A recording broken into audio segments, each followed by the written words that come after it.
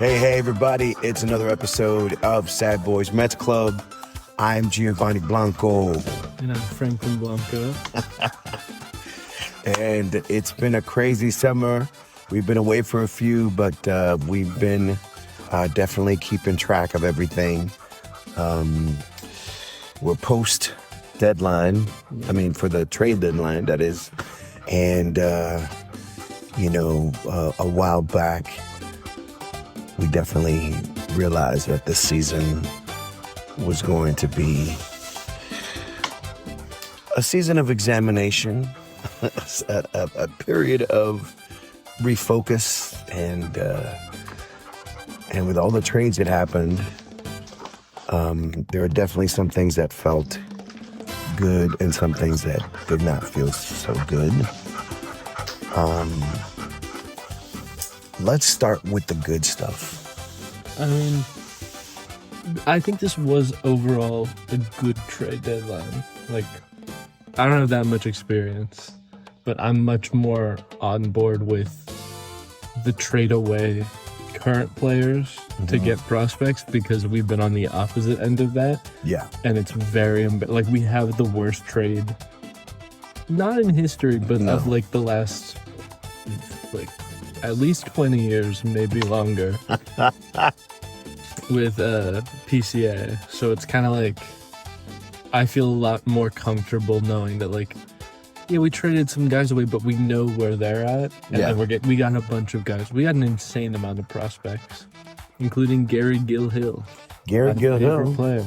But we got him, right, in the trade. Yeah. Gary Gill. Who did we? It was like 3 guys for somebody, right? Yes, that was by far the best trade in my opinion, because we traded Freddie Peralta to the Rays for Emilian Petre, Gary Gill, and Aiden Smith. And But these are all like top prospects. These guys were all in the Rays top 30. Yeah. Which is kind of great because the Rays have a great farm system. So they're all about their farm system. Yeah. And funny enough, I like Gary Gill because he has a funny name. But when I've seen people talking about the trade, he's the guy, like, he was like their 27th ranked guy. Okay. So he was, we got their 15th best guy and then the 27th and the 29th, I think. But when you look at, like, the talk about it, Gary Gill is, like, going to be a major league player. He's definitely going to be a Met. Like, with that name? He's definitely going to be a Met. I hope he has a mustache. Oh, Gary Gill. Gary Gill needs a mustache. That was the biggest one for me, because we got rid of Freddie Peralta, and that was kind of like, we needed that. I mean, it wasn't working. It wasn't working, and that was a good one. And honestly, for this trade deadline, I was kind of just hoping all the players that I liked would go to teams I liked, or, like, all of our good players would go to teams that I liked, and then they'd find a way to, like, I'd get to watch them in the playoffs, that kind of thing. What about Tyrone Taylor? That was the biggest loss of the season. Also, because Tyrone Taylor, like, still has control. We traded Tyrone Taylor and Clay Holmes for... This is Zuzu. Zuzu, you got to go lie down, buddy. Aww. Zuzu. She's jealous. We're talking. He's going to knock over the microphone. Okay. You can stay there for a little bit, Zuzu. We traded him for... We traded Clay Holmes and Tyrone Taylor. Yeah. Together. That's crazy. Who, by the way, are, like, 2 incredible players. Like, Tyrone Taylor is... He was hot. The best, like, 4th outfielder you could have. Yeah, and he was hot. Clay Holmes was a good pitcher who was just injured. And he's under control for, like, 2 more years. That's the craziest thing to me, is, like, Tyrone Taylor was a rental. Tyrone Taylor's contract expires, but he's only getting paid, like, $3 million. So I don't know why that would be a big thing. But and who did we trade these? We traded them for just one guy. But he was their second rate. He's the only guy in the top 100 that we got the whole trade deadline. Jefferson Rojas. Okay. He's like 60th overall in the top 100. So it's like it's a good player to have. Mm-hmm. But I'm a little upset that we couldn't, like, he was their second ranked in the Cubs farm system, I feel like we could have like squeezed out first rank. You know, it's like, I know. I mean, it's like for that haul, these guys are actually going to help whatever team they're going to. it's like it's a competitive team, and we just gave them a good competitive pitcher and like a guy who's hot and a guy who's on fire. And now he's got something to prove.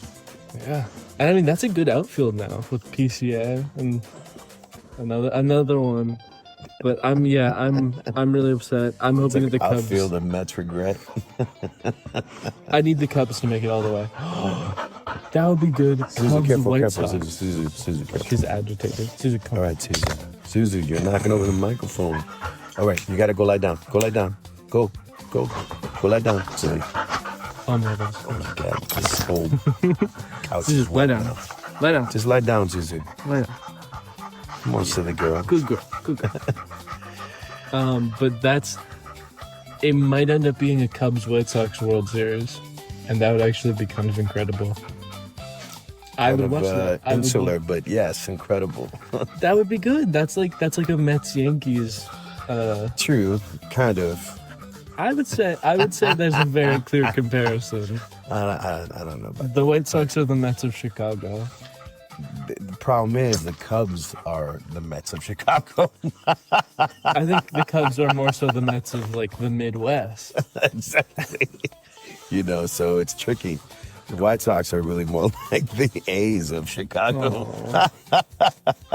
Aww. I kid. I mean, they have a better record than the Mets, so I can't really talk. Zuzu, you gotta go away, Zuzu. Go away. Go. You're gonna go upstairs, okay? Go, Zuzu. Go. Go. Go, Zuzu. Go. Go upstairs, silly. Upstairs.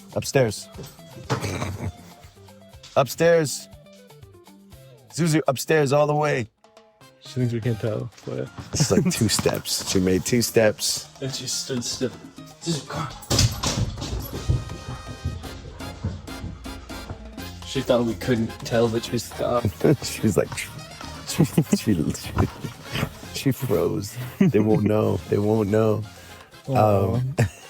She's just causing too much ruckus. But the White Sox are kind of incredible right now. I mean, here's the thing: the White Sox might actually win the World Series. So the White Sox have the power of friendship, and I think it's beautiful. The power of friendship. That's exactly what it is. That's the only reason they're like.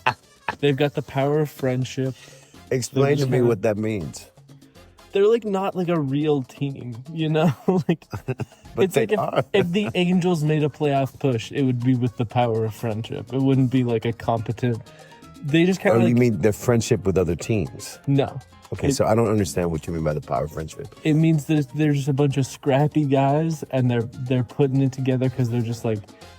They're the underdogs, and they're pulling it together. Yeah, I mean, it's like, it's kind of. I would say it's similar to the Rays, but the Rays are like, kind of like they're known for being a well-managed team. Yeah, they just haven't they're just not always successful, but they're like a well-managed team.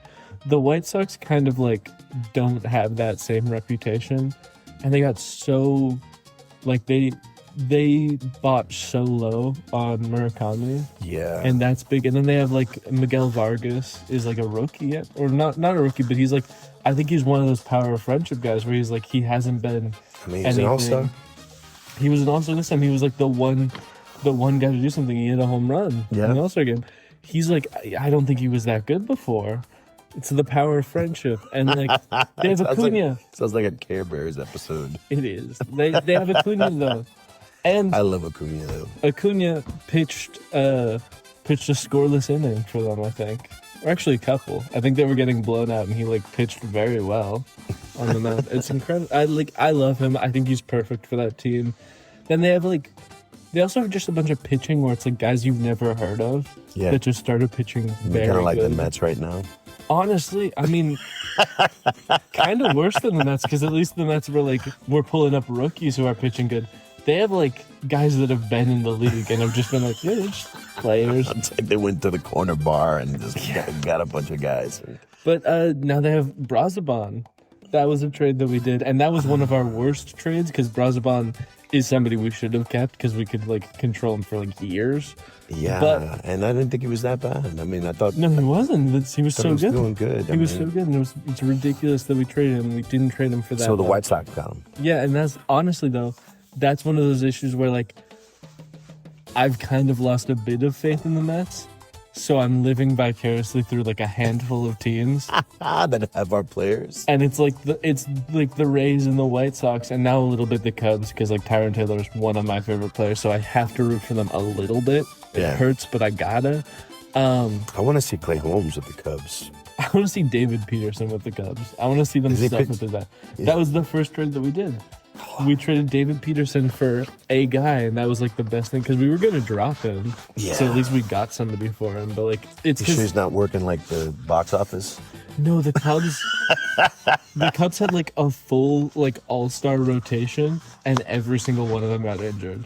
Like the Oh, top so five yeah, yeah, starting yeah. pitchers are like out of the season. They need So that. They need that. Yeah, that's why it was like the first trade because There were like need at least pitching. 5 or 6 trades. What were the other ones that were like anything We had a worthwhile? lot of trades. I mean, this is the one that makes me really mad. I think our worst trade, like the Brazaban one, is a little disappointing, but he It hasn't. is. He's been great, but he hasn't been like elite. Yeah, There was yeah, one yeah. guy that we traded that's been elite, and that's Luke Weaver, and we traded him for one guy to the I can't Pirates. believe that one. He's the best. He was the best He was reliever on the doing market. so good with us too. He's the best reliever on the market. I think we should have traded him, but I think we should have traded him for much more. And I like the guy we got. I just I think like if you're thinking about rebuilding, and you're thinking about He's like- creating a he's team that's like controllable. this is cheap. somebody you keep. This is somebody you keep. I mean, it's like this. But I mean, this hey, we got a new closer in Koda Senga. That's big for me. He's pitching. He's pitching. such a because this is the thing. He pitches so good like the first 3 innings, and then he falls apart. Maybe that's his thing now. So Maybe exactly, it's- he should just be like he should be a closer. Yeah, we should have figured that one out earlier.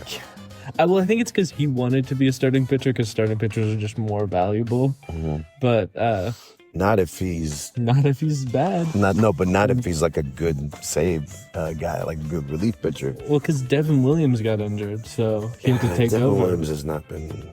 Devin Williams has been It's okay, man, but he was Luke supposed to. Weaver He was should have been our supposed to closer. be. Yeah. Devin Williams was performing in a way where Luke Weaver was much better. Yeah.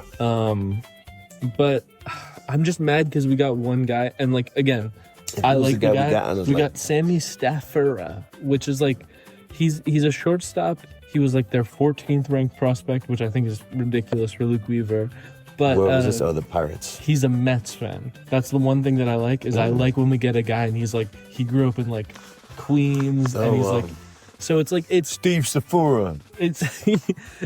he's not the greatest, but I like that he'll want to play well. you Yes, know? you were aiming for the power of friendship. Exactly. And honestly, And it feels like we have that a lot. But we're having I a feel bit like of a power of friendship. When Clay we're having- Holmes leaving. There was like a weird. What was it? Clay Holmes and Ewing, or somebody like they were best friends. I don't know who you mean. And I think that there was an article about how Clay Holmes and I think it was Ewing. It could have been Young, but I think it was Ewing that they were best friends and they like separated them. You know. While you look that up, I'm gonna say one thing. Like you could be disappointed, you could be curious, excited about some of these trades. I still think, like, why are we still playing and why do we still have Polanco? That's the stupidest thing. It's because we're paying him so much, so we can't justify not. But right now, I know he's been injured, but when he's been playing, it's been terrible. Is that like his batting average is like 5? It's like 5. He's hit 2 home runs, and I think they've both been by luck. And it's like he's such an incredibly bad player. And the worst part is he's like our DH most of the time. Because Yeah, Jared yeah, Young so- is just a better first baseman. He's the best first baseman we have. So we're clogging up the spot with our worst batter, with the position that's just batting. But I I mean, and Polanco's clearly one of those players that just isn't supposed to be in New York. Because he was better everywhere else. It's like, I don't know what happened. I guess some people just can't stand it. Luke Weaver. They were best friends. Luke Weaver and Clay Holmes. Yeah, so I guess it didn't end up mattering because they both got traded. Yeah, but different teams. That sucks. It does suck. I mean, I guess it is better because I wanted Luke Weaver to go to the White Sox, and that would have been rough if they were on White Sox and Cubs. But I was going to say, we do kind of have a power friendship thing going on right now after this trade deadline. And you know who it is? You know why? What? Because I think the second episode of the podcast, when we used to do like player of the week, my pick, Jeffrey Young. Oh yeah, we got Young. He's bringing. I think because he got brought up like right after the trade deadline. Yeah. I think he's bringing that energy. Oh, absolutely. That first game he played was just ridiculous. I mean, I think he kind of fumbled yesterday. I mean, yeah, but it's still. He's out there and he's putting in the effort. Like there was one play where like energy, man. He was like he had to run to home to get. Oh yeah, that was crazy, and the way that he caught the ball and covered was insane. And also he did play on first base. Like he's here to was play. Good. Yeah. I love him. I've been loving him. Yeah, and we've been fans. We've been fans, man. We've been fans for a while. So it's like it's good to, he's again. It's like this is the energy we need. This is the energy we want. I mean. And of course, I'm loving what we have, the outfield, It does suck, though, that Soto's injured, but the one good thing about Soto being injured is that I get to see Benj and Ewing play every day because they love Robert, and they won't play like the trio. They won't play both of them if Soto's out there, because like why is if that? all four of them are playing, they put Soto left field, one of them Robert center, and then because, Benj, yeah, and they don't play the other one, and it's like that's upsetting to me because I feel like they're better players. They're what we need. They're bringing the young. You got to bring the young. Exactly. Yeah, they are, man. I mean, it's just like I think it was yesterday's game, maybe, that there were some foibles. By Ewing and maybe Benj too, where they didn't catch some balls. It was just that was pretty I bad. did see something where Benj threw the Kodai Senga's first career save. Benj caught the last out, and then he threw the ball into the. They got it though. They got it back. That was funny. Yeah, and it was so funny because right after Kodai Senga posted on his story, and it was something like. What a save, Ben! Because he caught the last ball, and it was clearly trying to the publicity. He's not mad, guys. What a catch, Benj! So passive aggressive. Great catch, Benj. But they got it back. Okay, no. What now with this team, man? What now? Well, this is just a quick thing. I opened Instagram, and this is the thing that I keep seeing clips of, is there was a Lindor interview, and it makes me very happy, because I know they say this, and then, sometimes it's publicity, and sometimes it's not in their hands. Clay Holmes was I want to be part of the rebuild of this team, and then he got traded. Yeah. But Lindor is saying, the plan is to be here for my contract, which is 5 more years. And I love to see that. Yeah. He's when I signed up here, it was to be in the good times and the bad times and to win. And I kind of love that. And I'm that's nice to see. But That's awesome. other than that, the trades, nothing else really interesting happened. Have you heard anything about, are we just kind of strolling with this manager? I don't know what's happening, because I think it was Beltran said that he wasn't going to Yeah, be. he wasn't interested. He said he was no, I'm not going to do it, which sucks. But that does mean, Pujols. what's his face? Pujols is he's the only guy that's been talked about. And Andy Green, I think, has been confirmed that he's just interim. He's not. Yeah. He's just until the end of the season. So I'm kind of feeling we might. He definitely Pujols. feels like a substitute teacher. Oh, he is. I feel so bad when he's in the interviews and just like, Yeah. yeah, this player's like a pretty good player. Like, it's like, okay. It's fine. Yeah, it's so weird because there's like the managers have their like talk, have their swing. They were wearing the jerseys today. The classics, the 86. I love those. What is it? Oh, he wants to stay with the Mets. Is that Yeah, what that's I what it is. I thought he was going to say he wants to stay with that jersey. Me too. That looks great. It does. It does look really good. Yeah, maybe that's bringing some luck. Is that anniversary game this Saturday or did it pass already? Wasn't there like a celebration, 86, like 40th year? I do not know. I believe that there was like a celebration either this Saturday or the past Saturday. Celebrating 40 years from that. Was that? That does remind me though that Shohei, when they I think it might have been like his MVP acceptance or like when they won the World Series, there was some kind of speech and he shouted out the 1986 Mets. And I think it was just because it was like it was like the anniversary, whatever, but it was like such a weird like timed thing. And I think about that a lot where he's like, shout out to the 1986 World Series. It's like, oh, why did he do that? Hell yeah. Why not? I still to this day don't fully know why, because I don't know why it would be like 40th anniversary Mets. It's like Shohei Tourette's. 86 Mets. It's all the cocaine. It's coming up. Yeah, I mean, the good thing is that, I'd like to get a little philosophical. Not philosophical, but just say that, I feel like we're on the other side of any sort of reality of anything happening this season.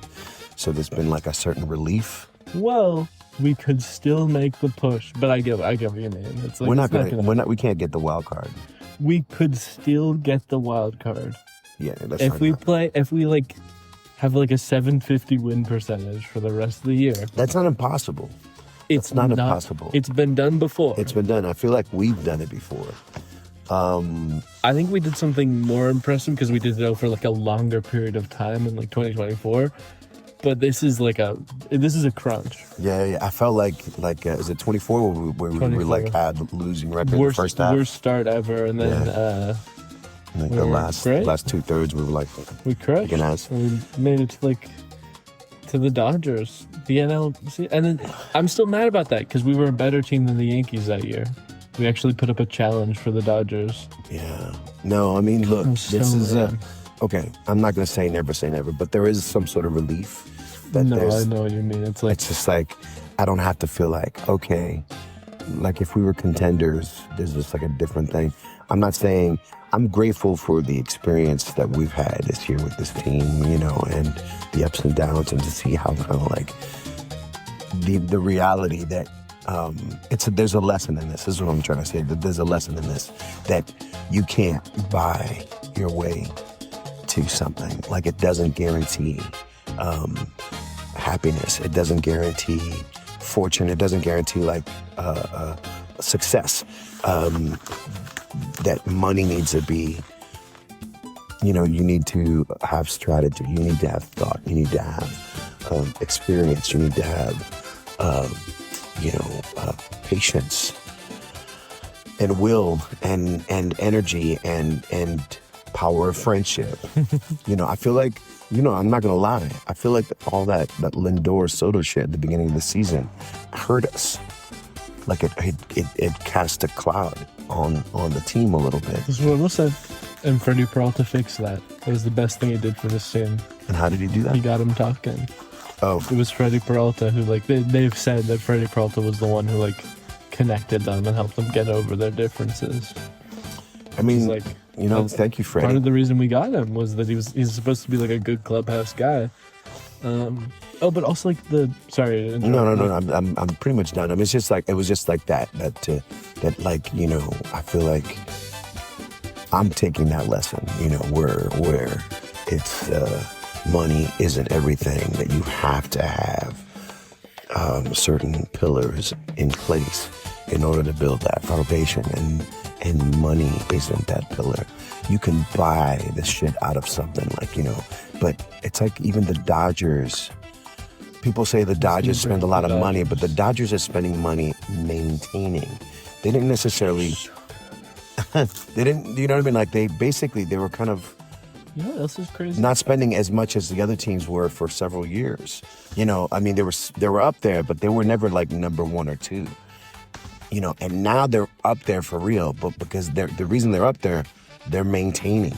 They're like doing everything they can to like. Well, the reason they're up there is Shohei makes them so much money. But yeah, it is the maintaining. I think it's like that's that does prove the whole like it's not just about the money. Like you have to be smart about it. Like that's the whole thing is they're great from the bottom up.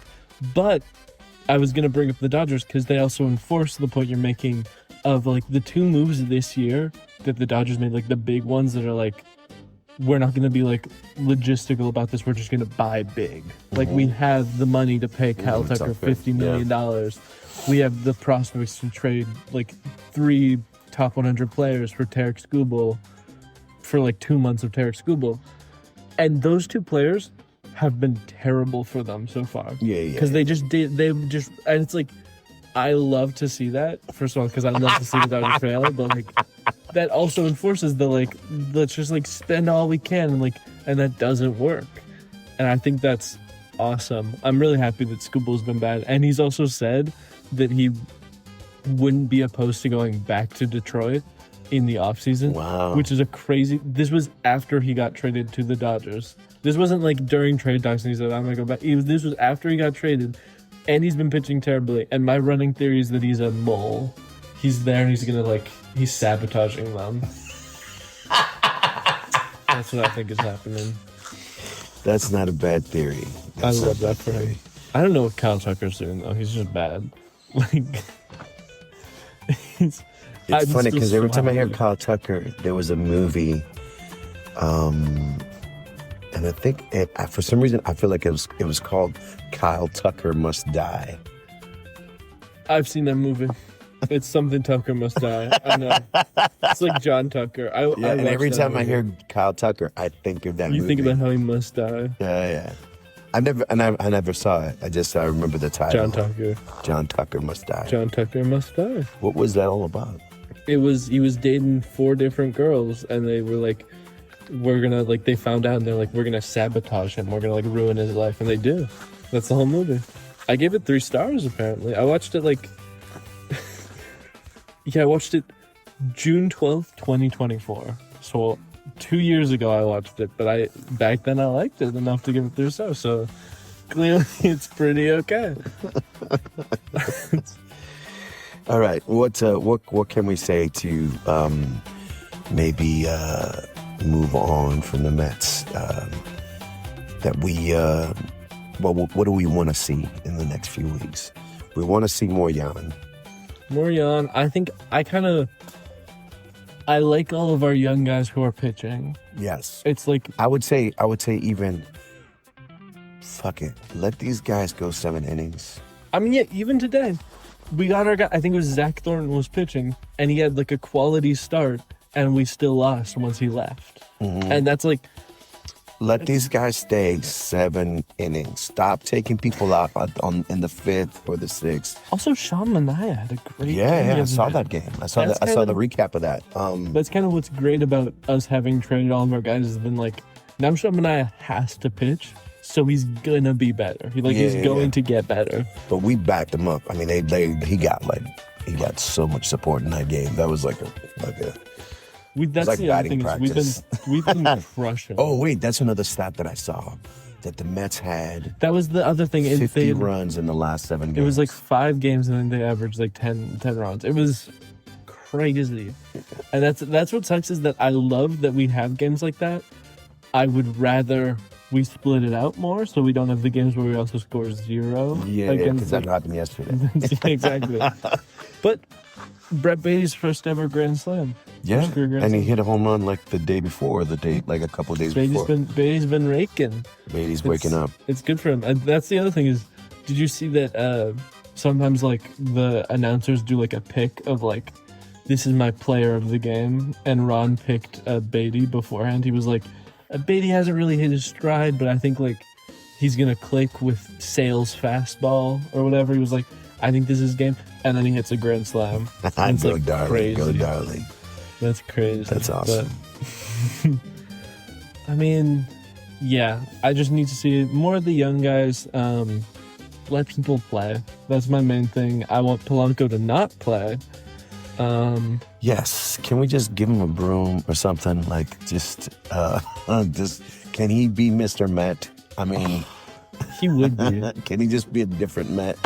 Like, I don't know if you've seen the Dominican parade stuff or the memes of the Dominican Spider-Man. Can we just have a Dominican Mr. Met and have it be Polanco? I don't even want him to do that. I don't trust him with that. I think he would fail at that. He would mess it up. What can I say? Man, we're not making fun of him, man. We're really I am. No, I mean, I'm just saying because he's a great player. He was a great player, and he's just having a shitty year.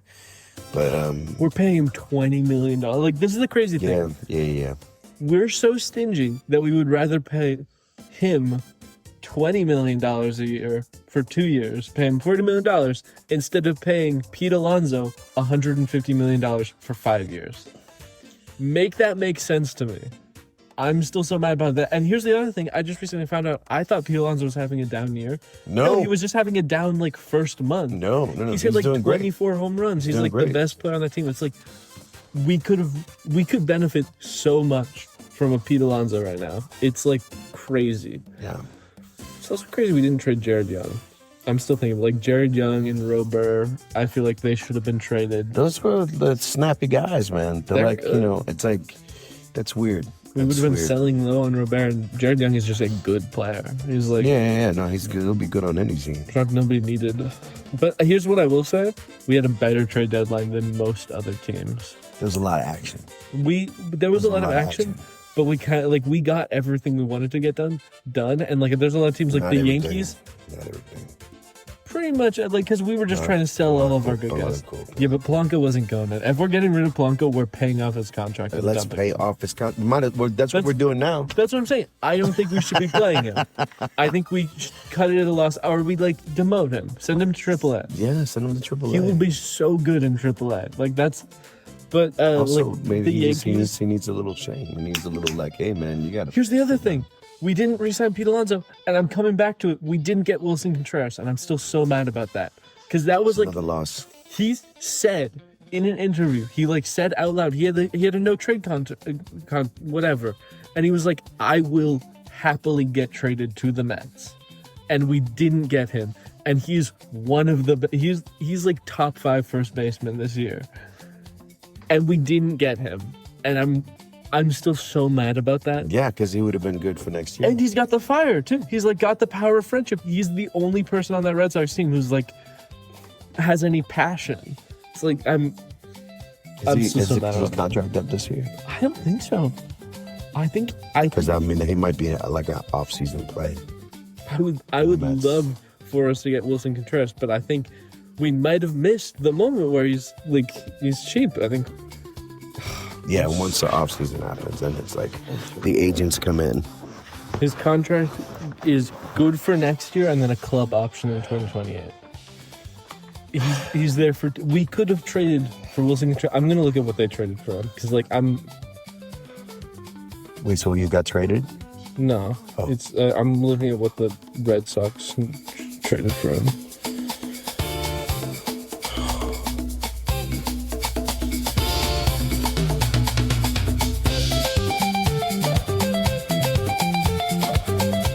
They sent a pitcher and 2 pitching prospects. Oh, I'm mad.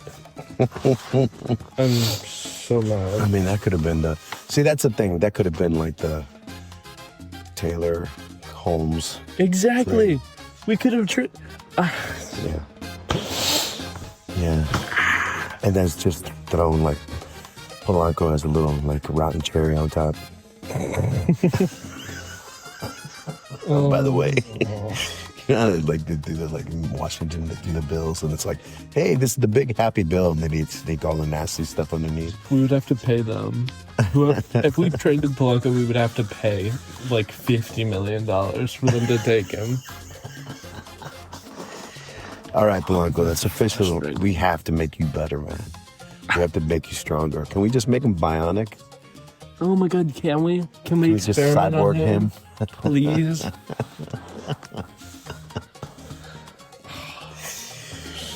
The AI version of Polanco is better. Man, we're coming down on Polanco, man. That's not fair. Oh That's man, not fair. no, I think it's fair. I think it's really fair. After he's played the way he's played, and then he gets injured, like he plays terrible, and then he gets hurt, and then he comes back and he still plays terrible. Yeah, I mean, I see his face, man. Like in his face, you can tell that it's like he's so like. I feel bad. Hey, But it's better than Harrison Bader. Did you hear what happened to him? no, He got in his second career scooter-related injury. He was scootering at like 2 a.m, and he ran into a fire truck, and it rolled over his already injured foot. He was already on the injured list because of his foot, and a fire truck ran over his already injured foot after he hit it with his scooter. Like, you cannot make that up.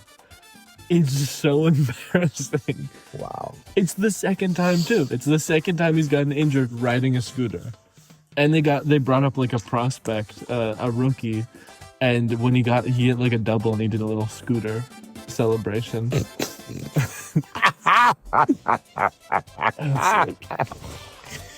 I'm surprised I haven't seen any sort of like chicken rooster fucking pranks on Edwin Diaz. He's been so bad. That's the other thing. I've been living for Kyle Tucker, Tarek Skubal, except for Tarek Skubal, I think he's a secret agent. But Kyle Tucker and Edwin Diaz have been so bad. There's a stat line. It's my favorite. I'm gonna find it. There's my favorite stat line ever. It's Luis Torrens 2026, and apparently we're buying heavily into Sammy Staffer. But it's Luis Torrens and Edwin Diaz compared their 2026 pitching stats, and it's incredible. I love it. Torrens? I thought Torrens was a catcher. Exactly. Wait a minute. He has better pitching stats.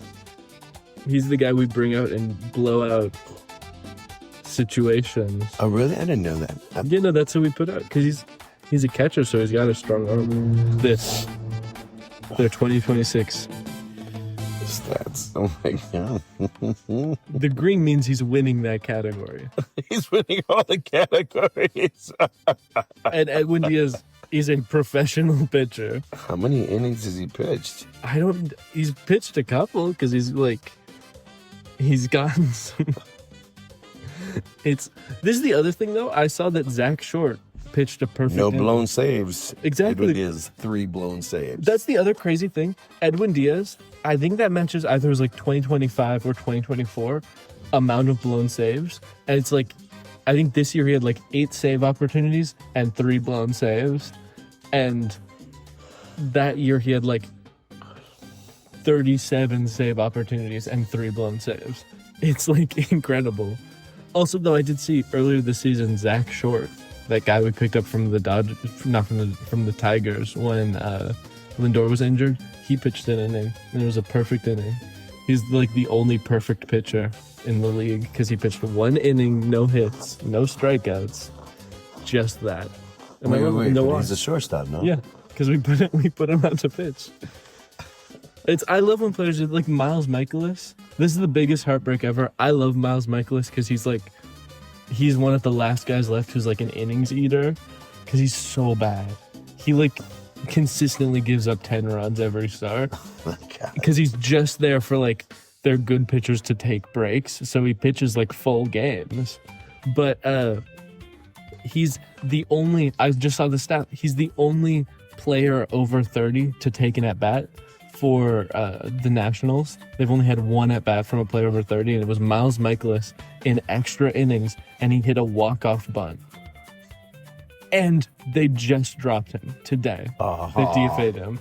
And I'm so mad about it because he's the best player ever because he has a walk-off bunt in one at bat and he gives up 10 runs every start. And I love that for him. And he's got a crazy mustache. And his name is Miles Michaelis. It's incredible. Yeah, he sounds like that. Sounds like a soon-to-be Met. Let's just say, in our playoff push. Look at that. Look at that bunt. What a bunt. Crazy. Aww. Let's move on to movies, man. That's good. I got some movies. Actually, Talk to me because I have none. I have some movies. I've been binge watching Game of Thrones, and it's been incredible. I've never seen it. I've never seen it, so it's just like I haven't seen it, but I've heard the last season pretty bad. it doesn't matter. It doesn't matter. No, I have to watch it because I've heard it's like because it's the show. It's like Yeah. No, I mean it's just it can be the worst last season. It'll still be good because it's insane. It's such a crazy show. I'm just obsessed with it right now. I mean, I think I feel like I started watching it last week and I'm already on the 7th season. I mean, that's right. I think this is what I will say. I think there's a lot of people in this world who could watch the amount of movies that I watch, but they choose to watch shows instead. Yeah. Because like I think for some reason people have a stronger like ability to binge shows than movies. Because that's what that's the reason I don't watch shows. You got recurring characters. I mean, it's like you know what I mean. You're coming back to it, and it's it's easier less to to have it on. It's not like a conscious choice to change. I just don't have show stamina, which sucks. I spend all my time watching movies, but I'll try to watch. You gotta watch it. I mean, I think you would love it. I'm almost at 365 this year. 365 what movies? Movies. I'm 50 away. I'm getting there. I'm gonna get there before the end of the year, which is big for me. Crazy. So I don't know what my record is. Like how many movies in a year? Yeah, it's hard to tell because I think last year I watched all of Love, Death, and Robots, and every episode counted as a movie. So I think like minus 30 from my total last year. But like what minus 30? Because there are like 30 episodes of Love, Death, and Robots, and they're like 10 minutes long. Like I don't count short films. Oh, but so I thought you were saying that each episode was like a movie length. No, just each one is I logged as an individual movie because like they're on Letterboxd. I see. You have to take it out. Yeah. They don't count. That's not fair. Oh, yeah. I wish I've seen a movie. I think I saw a movie. Actually, I did see a movie. We should listen to your movie because I have a long tangent about 2 movies I've watched and then some casting news as well. No, okay, I take it back. I haven't seen a movie. I haven't been to the movies in a long time, which is sad for me. I'm kind of depressed about that. But no, it's been rough for me too, and I kind of forced myself for the 2 movies I want to talk about. Like I was like, I have to see those in theaters. Yeah, and it felt really good. It's like I've been busy. We've been like traveling. We've been doing stuff. It's summer and it's busy and a lot of shows and stuff. But yeah, it's like hard to find time. But like it is worth it. Like it's I was doing so good. I've had a hard time sleeping my whole entire life. And I finally figured out like how to like sleep at least 6 or 7 hours a night. And Game of Thrones just ruined that. It's like I kind of fall asleep and then I'm up and then I gotta watch something and I end up watching like 5 episodes of Game of Thrones and I'm like, God, the morning sun's coming up and I'm like, God damn it! No, I get what you mean. I've been Lannisters! I've been on a rough track for like the past week because Cleo's still in Hawaii, so every night I would be up until like 3 a.m. because then at 3 a.m. we would like FaceTime. But what time is it over there? 3 a.m. 3 hours back, so it was like 12. Oh, midnight. Yeah. Like at the end, but now she's back, so I'm sleeping more normally. But let's talk about your movies. Yes, I saw the 2 big ones. I'm actually upset at how long it took me to watch the Spider-Man one. Took me till the 9th, which is embarrassing because I've been waiting like 2 years for it. But it never clicked. Well, I was supposed to see it like 3 days earlier, and then we got to the theater, and I was like, oh no, I forgot my glasses. I was like, I can't. There's some movies I can justify, like this isn't going to be a visual movie. Mm-hmm. I can see a little blurry. I didn't want to do that to Spider-Man, so it took me a while. But Spider-Man and the Odyssey. Spider-Man, probably the best movie I've seen this year. Awesome. I was really excited for it, and I was right to be excited for it. Like, the hype was there, and it lived up to the hype. That's great. And it was like, I don't want to say too much because it was, like, I don't want to spoil, but it was like, it was exactly what I wanted from. There was a lot of fan service as well. There was like a montage in the beginning of him like facing villains, and like this is, I feel comfortable saying, like, the Scorpion guy from the first movie that was kind of like an unfinished thing, he came back in like a scorpion suit, like he had like the tail and stuff. And they had Tombstone was a big one. They had Boomerang was my favorite because Boomerang is a nobody, and they made a costume for, like, there was somebody who was cast as Boomerang in the MCU, and I think that's incredible. It was like a single frame, and Boomerang was in the movie, and that made me so happy. I don't know if you've seen any of like the casting drama around like Sadie Sink. No. And that stuff. I won't spoil it then, but it was a big thing, and I'm upset that she was in the movie, but I think it worked for the story they were telling in the movie. Okay, good. I like her a lot. My main issue was just with the character that she was playing, because it was kind of like they did a whole like marketing stunt where it's like, what character is she playing? When it was like obvious the character she was playing, but I was like hoping against hope that it wasn't. But I found out beforehand, before the movie came out, who it was, and I was really upset about it, because here's what I will say. I'll say who it was and who I wanted it to be. Yeah. I wanted it to be Firestar. Because I remember, I don't know if you remember when we would watch the old Spidey and Friends show. Yeah. Where it's him, Firestar, and Iceman. Mm-hmm. And I was like, he has no friends. That's how he left off the last movie. And she has red hair. So there's a world. Yeah. But I knew it was unrealistic, and it was. But that was a crazy big casting. I really want to tell you, because that does segue into my next topic. But anyways, don't let me watch the movie. Yes, I will watch the movie. You gotta watch the movie. But that's like, she's a big character for like that. Like that's a big casting. And other than that, it was a well done movie. Like, I've only talked to one person who didn't like it, and even then he gave it 3.5 stars, and he just didn't like the ending. And the ending was perfect. Like, the ending was great. Like, I want to see it. I can't even complain. I liked it a lot more than No Way Home. It was a 5-star movie. I did not like No Way Home. You didn't like No Way Home because you don't like the visual effects stuff. That movie bothered me so much. I also didn't like No Way Home. Yeah, I like a couple of things in it. I like the idea of all the Spider-Man. Thomas Hayden Church. Yeah. That's but I like Andrew Garfield. I like the whole. And I like the ending. Yeah. But it was just like, man, they shot this like in a room. The whole time, like the movie felt like it was so CGI'd. I will say this though, they're bringing back Tobey Maguire for Doomsday, because you know how Doomsday's Secret Wars is like. Secret Wars is when all the Earths collide. Yeah. This is okay. Wait. I'm going to talk about the Odyssey first. Okay. Because this is a bigger topic. Talk about the Odyssey really quick. I thought it was just okay. It was a movie. Are you excited for it? I'm very excited for it. It suffered a bit from like the pretentiousness of like. It was nowhere near as bad as like it could have been, because like I'm comparing it in my head to like Disclosure Day of like this super famous director, new movie.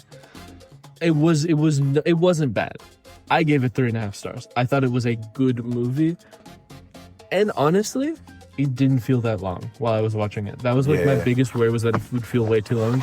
And it didn't. I forgot that John Leguizamo was in it. John Leguizamo is great, and John Leguizamo is one of the reasons that it was such a good movie. Like I love that. You've got a dying goat. Oh, she's so sad. But I thought it was like, and visually, this isn't a spoiler because it's the Odyssey. It's like way long ago. The Cyclops. Yeah. Was kind of my favorite way they could have interpreted it. And apparently it was like a big massive puppet too, which I think is really cool. But like it was the best way to interpret like this is we're doing a realistic take on like what this would. It's like it was freaky and it looked too real and it looked like that was a really good interpretation of the Cyclops. Like because there's been bad it was so good. I thought the casting was good. I really like Matt Damon. I think here's what I will say. I've seen other people say this too. You should like read a summary of it beforehand. I was reading a book that's like the Odyssey, but from like the perspective of all the women in the Odyssey. So I got a bit of a summary beforehand already. So I was like, and I think that does help. I think it does really help to like have a bit of a refresher. Basic to go off of. Yeah, but it's because I heard that it's always, the case of books made into movies. There's so much that's left out. There is, and there were some problems. I thought, you'll know the actress, but Calypso, I thought was not, she looked like a perfume commercial. It was, what's her face that he loves her? Charlize Theron. Oh, really? Charlize Theron was so out of place because she looks, no offense to her, she looks like very modern plastic surgery-y. And it looked like of all of the casting, she was the most out of place. And she was wearing like a fish net, like an actual fish net on like, and it was like a weird location that she was in for that part. It was like, it looked like a perfume ad. That's exactly, it was like a commercial. It was like weird. And that was one of my big complaints. One of my big likes, Himesh Patel. I love Himesh Patel. Haven't seen him in enough stuff, but I saw yesterday, right? I did see yesterday, but he gets fan cast in a lot of things, and I've always been like, yeah, sure, because I don't know him. He was really good in this. I would say he was on the tier of Matt Damon, if not like I enjoyed him more. He was in a TV show that I really enjoyed. EastEnders? No. It was like a science fiction. Damned. No. Station 11. I think you've told me about Station 11. Station 11. It's really cool because it's got different. It jumps back and forth in time, and it's one of those shows that kind of has a slow burn, and then it kind of halfway through it starts paying off when you see all the connections of the characters. I really enjoyed that show, but he was great in it. I think that's one of the things you'll appreciate in the Odyssey. He's like, I really liked him in this. Like that really crazy. I feel like everybody was in that movie though. That's one of the things is I think it was like there were a lot of people. That's the other thing is like Mia Goth was in the movie for like 5 total minutes, which is like so fun. Like it's like a 3-hour movie. I thought Benny Safdie was terrible. Because it's like, I'm sure you've seen like the people are talking about how like Agamemnon was like really, like he had the like imposing like Darth Vader vibe. Then you hear him talk, and then you just like see him take off the helmet, and it's like it completely falls apart. It's like, it doesn't make sense. I don't know why they cast, other than the fact that like I guess Agamemnon kind of sucks, and the story doesn't really touch on how he sucks. But like I guess I'm not sold on complaining. that guy as an actor. He's terrible. He was terrible in this. But like, I think that I liked him in a few indie things that he was in, but the Hollywood stuff has just been kind of like, you should stay in indie things, man. Oh, here's what I will say. I also really hate Agamemnon as a character because like, again, not spoiling because I'm just not gonna say it, but like the final third act is stupid and convoluted, and it's that way in like the book too, but it's so stupid and convoluted, and it's only because of Agamemnon saying it's because Agamemnon sucks, and he warns Odysseus like, be careful, they might hate you, and it's like, no, they just hated you because you suck. Everybody loves Odysseus. Like, what? This isn't. I mean, like, it's like it's universal crazy thing. because I read the Odyssey like when I was a kid. Never read it. I don't remember anything about it except for that I hated Agamemnon. He sucks. Every single interpretation. That name sucks. always, every time it comes up, like I always think, like, and I've kind of pictured him in like as an actor. Sometimes I see an actor that, like, when people say he's got a punchable face, I think of that character. That's kind of what I will say is that is like one of the reasons where I hated Benny Safdie in this, but he has such a punchable face. So like I think it works because he's not cool like people say that Agamemnon seems in this movie. But I don't think Agamemnon is cool. I think he's like weird and he's stupid. So I think it might be great casting because like That'd be perfect. it kind of works. Yes. Other than that, I thought Lupita Nyong'o, she got like 5 minutes of screen time. She was great. Same with John Bernthal. I think John Bernthal did well. He also only got like 5 minutes of screen time. Zendaya had nothing to work with. That's what I will say. Zendaya, very small role in the movie. She did the job. I wish there was more for her to do because I like her. Dune. She's Which is also crazy. She's got Dune, Spider-Man, Brand New Day, and The Odyssey. It's like drama. she's gonna be like it's insane. And the drama. Huh? That's like she's doing Robert Pattinson levels of like. I mean, actually, Robert Pattinson this and Euphoria. and you for it's like she's those. Oh my Seems god, like it's she like needs to go on insane. vacation. It's. I mean, hey, they'll be able to with how much money they're making this year because Tom Holland also in The Odyssey and Brandon. Like it's so much. But yeah, then again, Robert Pattinson, incredible in this. Maybe the best part. I like him a lot. Tom Holland, also great. Have you seen Good Time yet? I have not. I've not seen that. I was talking about Sad Fees, and Well, I did for my watch list. that was the movie that made me believe it. For me, it was Twilight.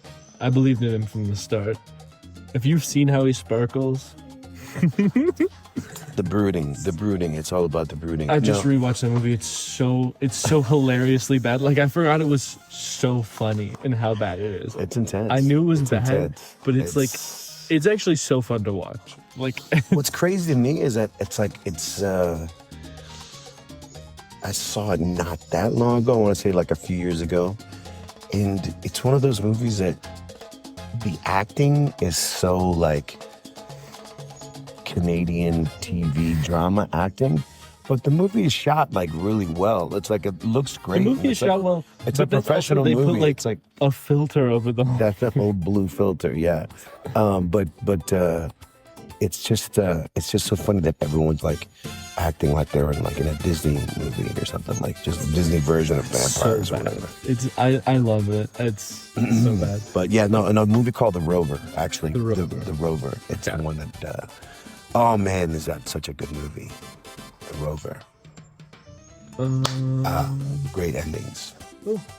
Okay, really quickly running through. Elliot Page did well. Wasn't in much of it, but Elliot Page did well. Good. Travis Scott, terrible. I don't know why he was in the movie.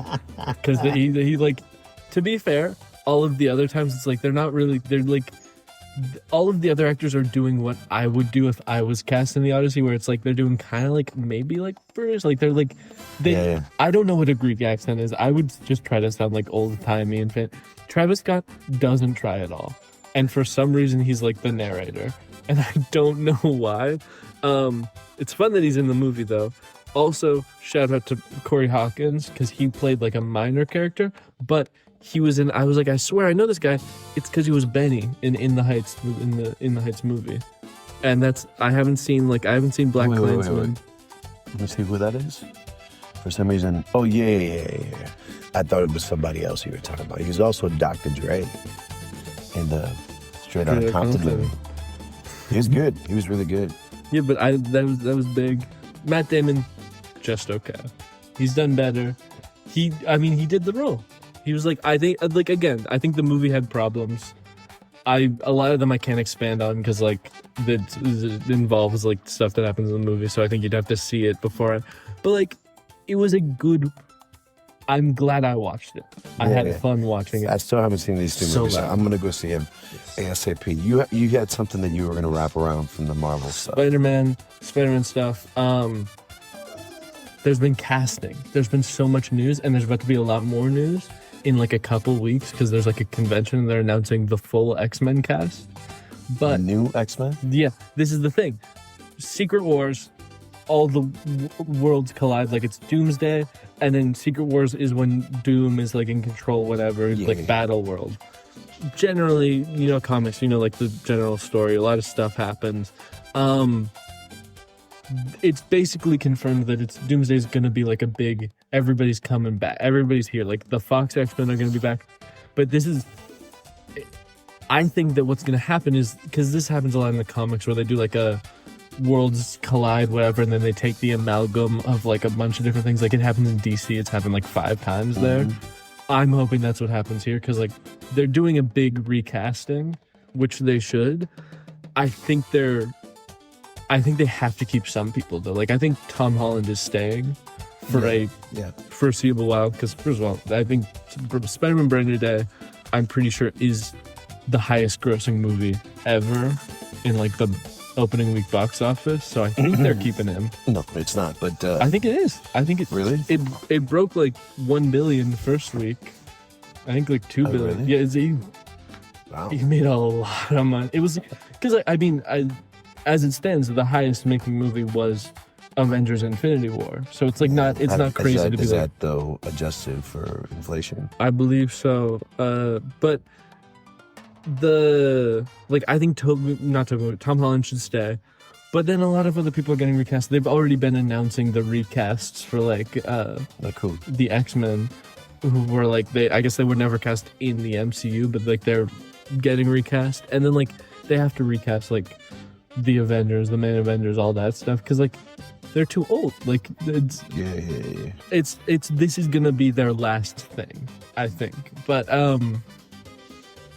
there was a leak, and apparently this happens in the comics that I truthfully haven't read, but there was a leak that like the first act of the movie is gonna have, because Battleworld is all about them fighting each other, is gonna have 2 worlds colliding. It's gonna be the Tobey Maguire universe colliding with the Fox X-Men universe, which is crazy, which basically is coming out to mean Tobey Maguire fights the whole Fox X-Men group. And so I think he's gonna die. I think that's what happens in the that's comics. crazy. But are we talking like old? I mean, like Hugh Jackman, Halle Berry? We're talking Hugh Jackman, Halle Berry. They're bringing back all the people. They're bringing back like Patrick Stewart. Like they're doing like all of the old cast. That's what they're bringing back. Except for like some characters that they should be bringing back. But whatever. But yeah, this is like the last thing for them. So that's all crazy. One thing I want to talk about though is Ghost Rider. I don't know if you've seen that. No. Ghost Rider. Fast? This is big. I was iffy at first, and then I remembered Place Beyond the Pines, and I was like, actually, no, this is perfect. Ryan Gosling is Ghost Rider. And I love that because I love Ghost Rider and I love him. And it's because my first I just say, was make Ghost Rider like Drive. Yeah. It's my first like issue was that in my head Nicolas Cage is the perfect Ghost Rider because he's so weird. And then I thought about it for 5 seconds. I was like, no, but Ryan Gosling is perfect. He looks like Ghost Rider before the thing, and he's done this exact role before. He's played this like 3 times where he's the guy with the vehicle and he rides and he revenged. It's like that. So I'm really excited about that. Like that's gonna be so good. And then I have to look this up now because I don't know if you saw The Long Walk. I didn't, but I want to. It's on my watch list. It's a crazy cast. I like it. Cool. David Johnson. He got cast as the new Black Panther, and I think it's going to be a universe reset. Oh, really? Because it's like he's cast as his son or something, but I think they just want to I think they should just reset the universe, and he's like T'Challa. In my opinion, that's what they should do. And I think it's also stupid. I think he shouldn't be in the new Black Panther 3. I think that should still be like Shuri, whatever, and then they wrap it up, and then David Johnson. But like, I love that for him. I love him. He's a great actor. Who's David Johnson? Was he? He is this guy. He was. Where did we see him? That was not him. That's Jameson Idris. Why are they showing? It's him. This is like AI. Oh, This is him.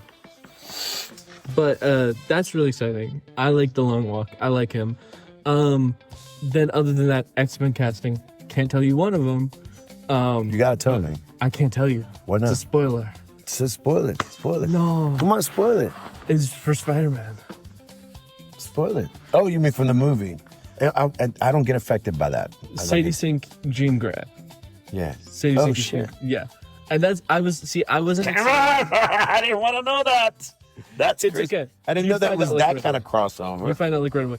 I was mad about that because I wanted the street level Spider-Man, and they still made that happen with that. But it was like, for me, that was like, whoa, when I first read, because it's like, I didn't like that. I don't That want that to be- crossover is crazy to me. it's weird. It's weird. But it works. They make the movie, they make it work. It works well. I kind of like it a lot. I mean, I guess they're laying the groundwork for the stuff coming. Yeah, but it's crazy how big of a character she is in that. But like, anyways. We got to wrap this up, man. Did you see Beef Season 2? No, not yet. I figured. The two lead young actors. Yeah. Kaylee Spaney got cast as Rogue. I like her. I'm happy Cool. with I've that. seen scenes of them. And Charles Melton got cast as Beast, but he dropped out like 2 days ago. But people are saying it might be like a negotiation tactic by his like people to like. Oh. So I'm hoping it's a negotiation tactic because I don't know if you've seen his face compared to like photos of Beast, but it like they won't need to do prosthetics. Like he just looks like he's got the face. And then I don't know. Like look at he's got a crazy face. Yeah. Look at that face. Then they also cast, I don't know if you've seen Ready or Not, the lead lady from that.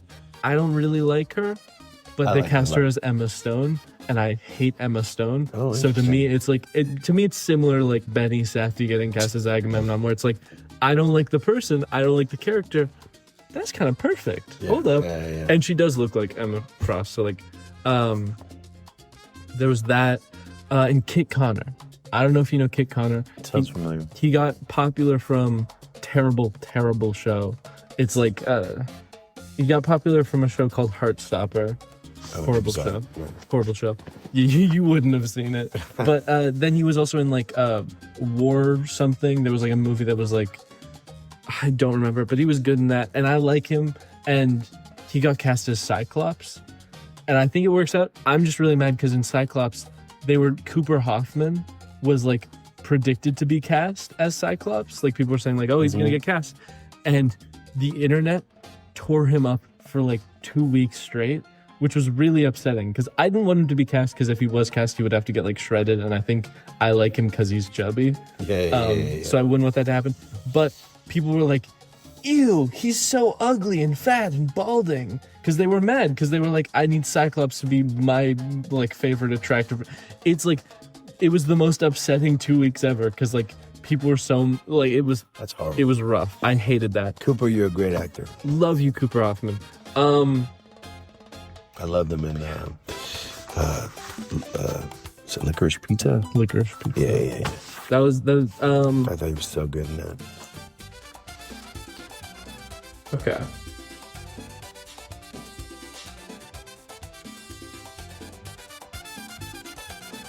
We got 1 minute left. I don't think it's adjusted. I don't think this leg. Wait, let me look up.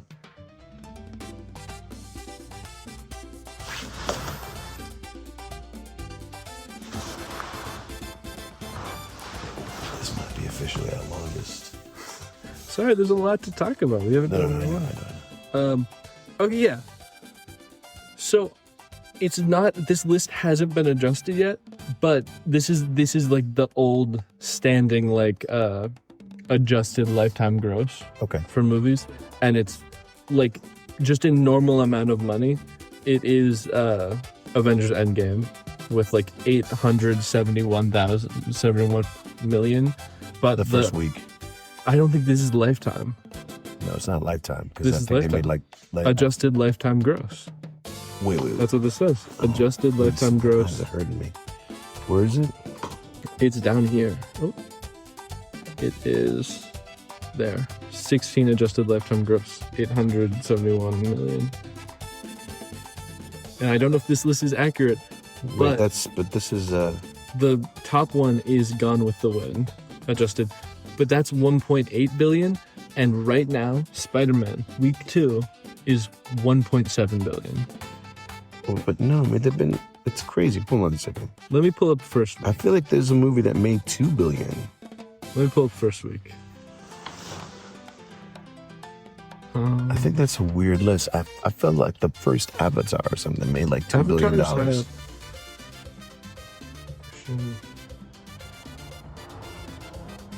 Was that Box Office Mojo? Because that's my only trustworthy site for the thing. Box Office Mojo. It's the OG. This is Visual Capitalist. No. Go to Box Office Mojo. Box Office Mojo is the thing. I think that was Box Office Mojo. Spider-Man Brand New Day. In the last week. Okay, that's what it is. It's worldwide. So worldwide made 1.7 billion. That's crazy. Domestic.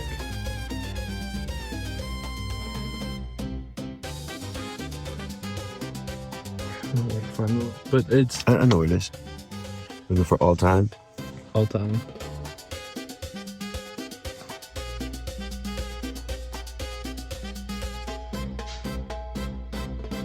I'll just look it up. The titles. All time. There we go.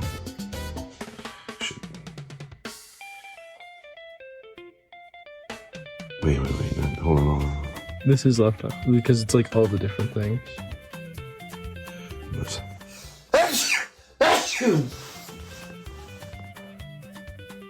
So worldwide, the Avatar top lifetime gross is 2.9 billion. That's what I thought. Almost Lifetime. $3 billion. Almost $3 billion. Lifetime though, Spider-Man 2 weeks in 1.7. Yeah, But- I mean, it'll probably movies fall off so much quicker nowadays, which is kind of crazy. But we'll see. Yeah. That's top lifetime gross. Spider-Man's already number 3. And it's domestically. It's number 3. That's No Way Home, though. Yeah, exactly. Oh, Oh, that is No Way Home. Mhm. It's number 7, 691. Okay, so it's only 270 million off of the lifetime record in its first 2 weeks. yeah. No, it'll break it. I think it's there. I'm gonna see all worldwide though, because I want to see where it ranks in worldwide. It is like 10. Okay, yeah. So we're getting there. It's already 10. in It's 2 10 weeks. worldwide. No, it'll be in the top 3 I think it easily. I don't think it's gonna beat Avatar. it gets up there. I I'm think gonna it'll do be up my there. part. It'll I'm be going to top see 3. it 5 more times. I'm doing, and you Your should past too. doesn't count. It does. That's it. I saw somebody tallying their AMC. This is the last thing. They were like tallying their like first half of the year expenses. Yeah. And they spent like, it was like $127 for 6 months of AMC A-List. And they spent like $557 worth of like movie watching. Yes, and probably $3,000 in popcorn. That's why you don't get the food. I saved so much money. I just We'll don't get leave the you food. with this, y'all. We'll see you hopefully next week. Remember, do not get the food when you get the pass. Just get the pass. They try to Sneak in the food. like tempt you with their like 50% off popcorn. It's still a ripoff. It's still $10. Just like go to the gas station beforehand. Spend $5 on a snack and then Get a fat suit and just fill it up with stuff. they don't even care. They don't even care. If you just bring like an actual bag, not like a bag of food from a like Like a backpack. just have they don't care.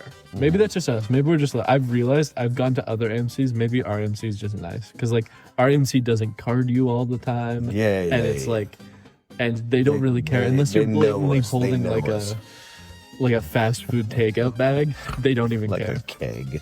I mean, I've literally, this is what I've done. I've gone to the mall, gotten food, and then gone into like a random store and asked for like a paper bag to take from them so I can pretend that it's like something that I bought from a store.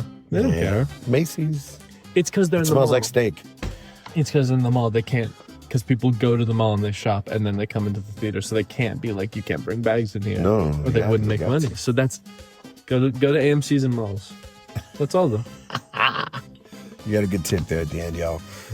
Thank you for listening. Thank you for watching. We love you. We'll see you next time. Giovanni Blanco. Franklin Blanco. Sad Boys Mets Club. There's always next year. Yes, let's go Mets.